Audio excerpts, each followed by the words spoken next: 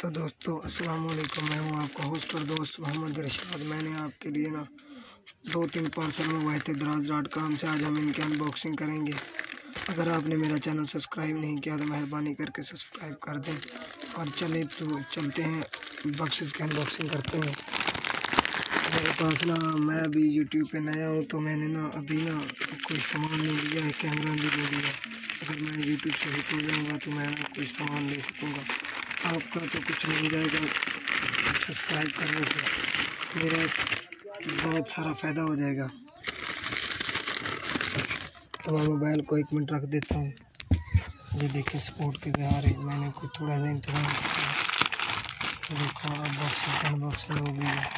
अब हम पार्सल को नीचे डाल देते हैं।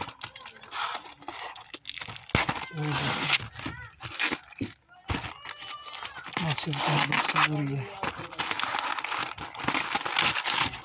ये देखें, ये है एक जोड़ी। ये देखें, यह है ब्लूटूथ, वायरलेस ब्लूटूथ। ये मैंने खरीदा है Draz.com से। अगर आपने भी लेने हो तो मुझसे रब्ता कर सकते हैं, मैं अपना नंबर कर दूँगा। ये देखें, ये है वायरलेस ब्लूटूथ। इनकी क्वालिटी और वो चेक करते हैं। अभी इनकी क्वालिटी काफ़ी बेहतर है, देख सकते हो।